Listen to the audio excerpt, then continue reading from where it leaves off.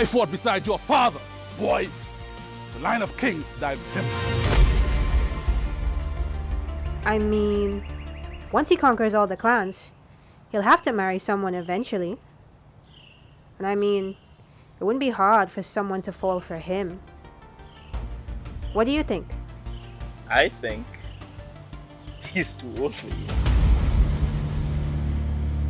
Alright, so I will talk about the second season of Vaser Claw, right? You know, this is currently the flagship show of the Vil Ventures universe, which of course is created by none other than Ansel Harris. You know, I've been covering his work for a while now, like a long while now. You know, from the start with, you know, Magnolia, which was the flagship show, right? But you know, the second season is currently in production right now.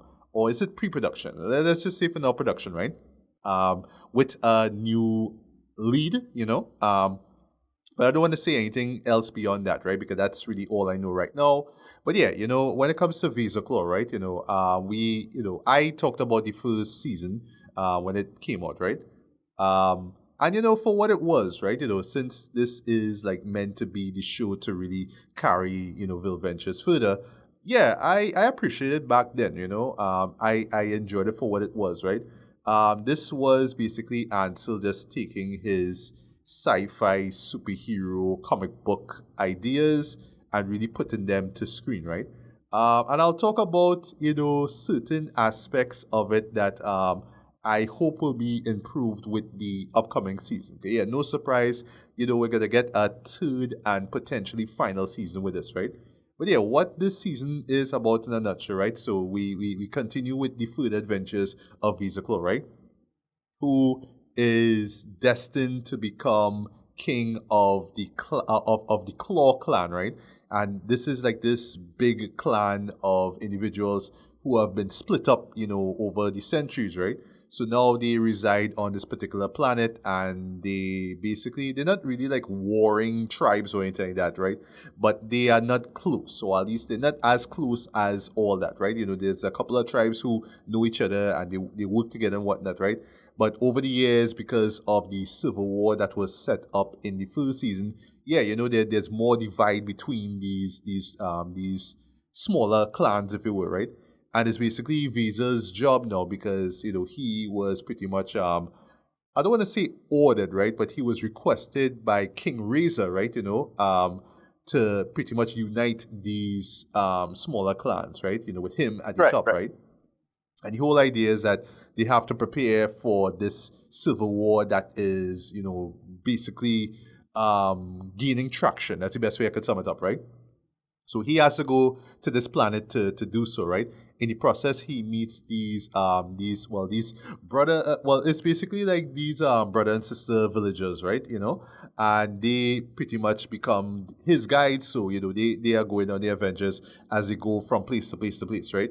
He also runs into his uncle, who is played by veteran actor Errol Fabian, and you know, things happen from there, right?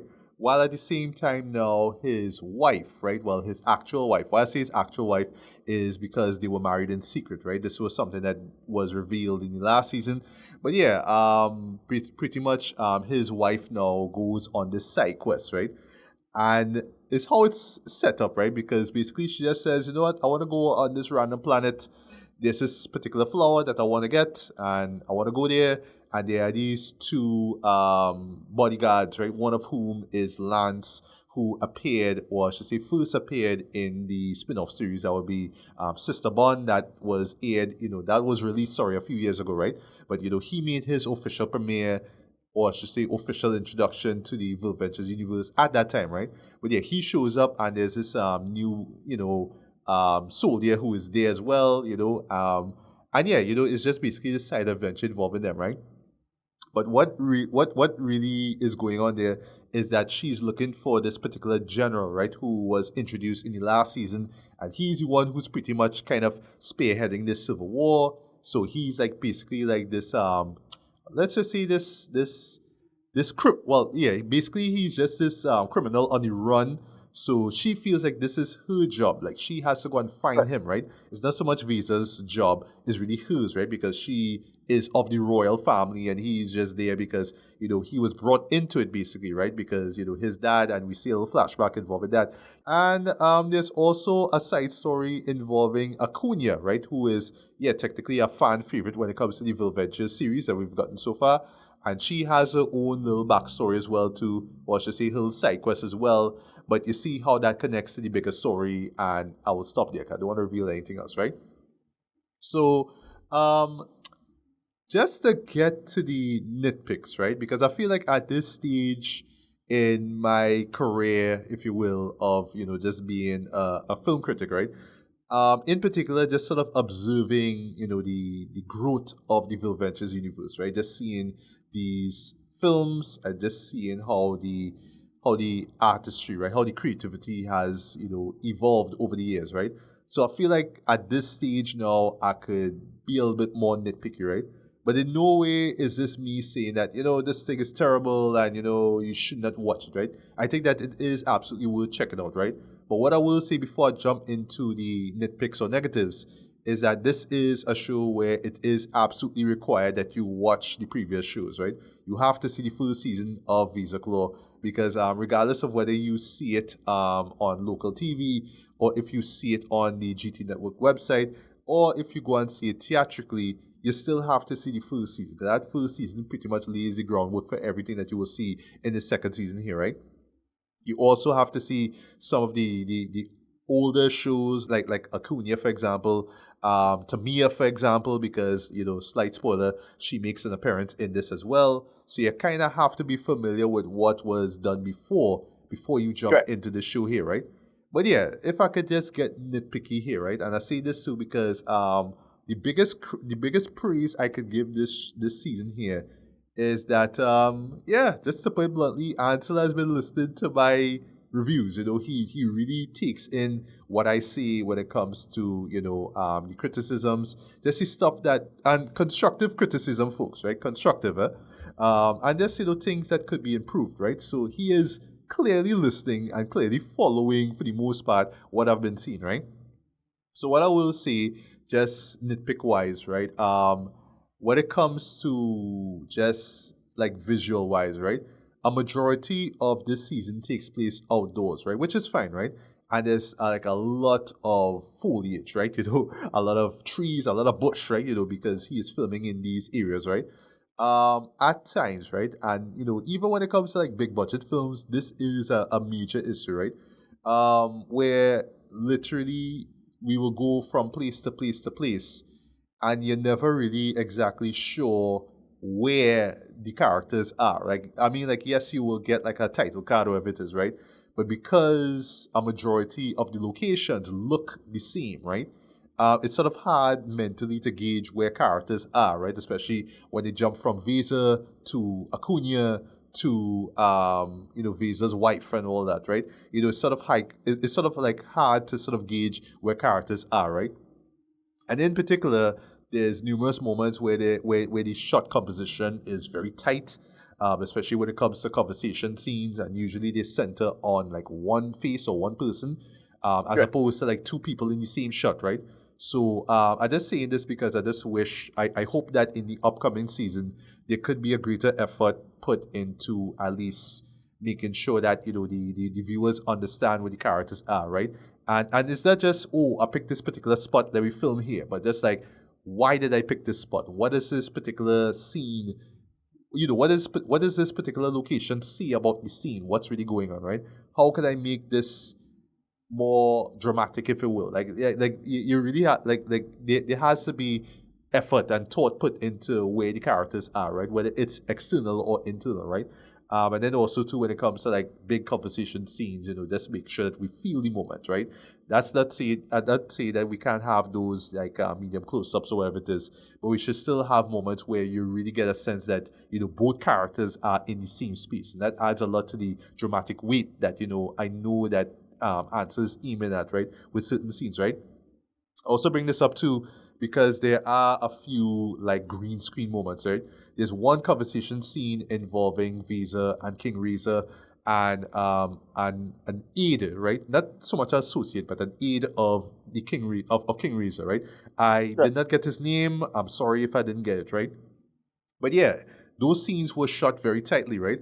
But also the green screen was quite noticeable. And how you know it's green screen is because the background, or at least the image that is used, is very flat, right? There's no sense of focus or rack focus, if you will, right?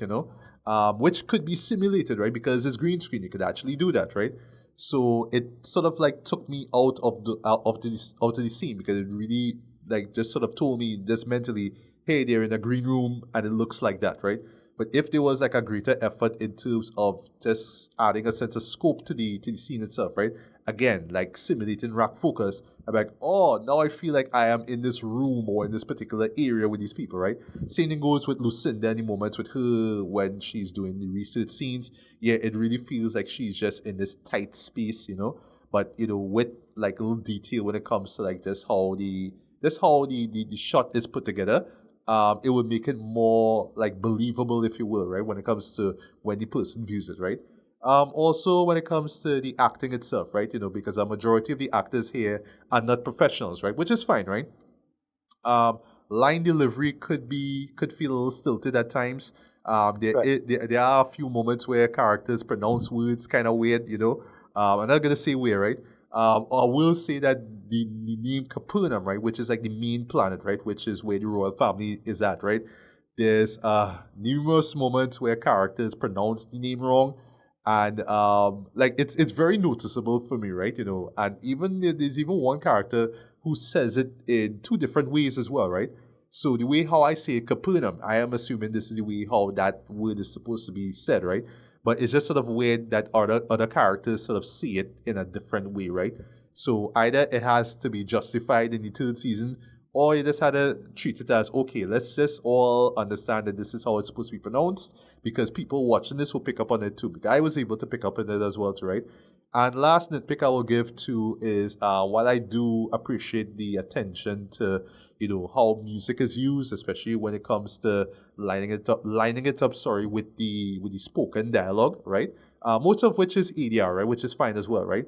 I would have done without the music dipping out to hear lines and then it just sort of raises back up after a line is delivered. I just wish that we didn't really have scenes like that. It's not a lot, right? But I noticed those, right?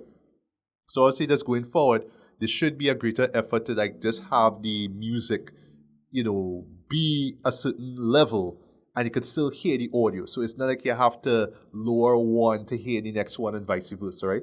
Right. And there's one last nitpick I'll make, right? There are a few scenes where I felt like there wasn't like any real context into what was going on. Like it was just sort of there to build tension, but I wasn't really sure what was going on. Case in point, there's a scene involving Lance, slight spoiler I'll give, where he is looking for someone. But because it was set up earlier that that person went missing, even though that was what had happened or what was supposed to happen, it's just basically just a scene with him with a gun looking around, and you hear the music and it's all intense, and the scene is just sort of running for like about close to a minute, and you're just there like, okay, something is gonna happen, not really sure, but it just sort of happens and it just sort of fades to black, and you're just there like, what happened, right? But I understand what was supposed to happen is just that, the person went missing. That's all I'll say without spoiling. But it just sort of happened. This sort of came and went. You just like, okay, is he looking for the person or is he just scouting? You're not really sure. So, seeing all this because there has to be a greater effort put into how scenes flow into each other. I don't mind the fade outs. That's okay. But it's just how scenes flow into each other, especially when they are intercut. When certain narratives are intercut with each other, right? This has to be a flow when it comes to just the editing, right? And that's all the nitpicks I'll say. I don't want to stay too long on nitpicking, right?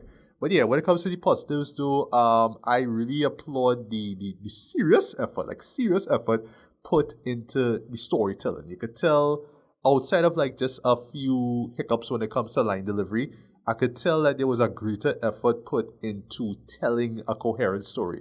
It's not just, oh, character has to go and do this thing, right? Is the reasoning why, right? And the emotions involved, the doubts involved, and what needs to be done, right? There's a greater dramatic weight in terms of what's going on, and I could see it. I could tell with the storytelling here, right? So I applaud, Ansel and his co-writer, because in this case he wasn't writing this alone, right? But actually trying to tell a coherent story, right? Because so it's not just fight scenes and shootouts for the sake of it, right? There's something that is being built up here, right? And according to Ansel, because I went to this screening that, at the time, yesterday time of me recording this, yeah, he pretty much explained that this season was meant to pretty much be a little devoid of action, but just meant to sort of like set things up for what will be the third season, where there will be more action, right? That's all I'll say, right? So I do appreciate the effort in terms of like setting things up, setting certain narratives up, right? And yeah, to be not to be surprised, certain things are left open. So I guess in the next season, you'll see what happens there, right? But how things play out in the end, yeah, I thought was thoroughly satisfying as well, right? And if we didn't have a third season, this could have sort of wrapped things up. But no, I know that there's more story that, Ansel wants to tell, right? And there's more, we want to, eventually you do want to see where these characters end up, right? And last but certainly, well, I should say two more things I'll say before I wrap up here, right? The cast, there are a lot of new people involved here, and there's a few people from before that from the first season who pop up here, right? You could tell that they really enjoy doing this. You could tell that they had a lot of fun. You could tell that they were invested in the stories and the characters and the way the characters had to go, right? So yeah, I just saw the passion involved, right? Even if a character is just sort of there to be in a fight scene or just to get punched in the face or whatever it is, or not, Right. deliver a line or two, whatever, you could tell like they really enjoyed being on set, right? Doing this, right? You could really feel it here. It really feels like a labor of love. At this point here, it really feels like is a labor of love, right? The music mostly done by Chenko. Chenko of Chenko Productions, I should say. Yeah, absolutely works as well. And it's not just, epic adventure music as well, but you also get some, African slash Afrobeat-esque kind of music as well, too. And it adds to the whole idea of, like, these tribes being united, all that kind of stuff, right?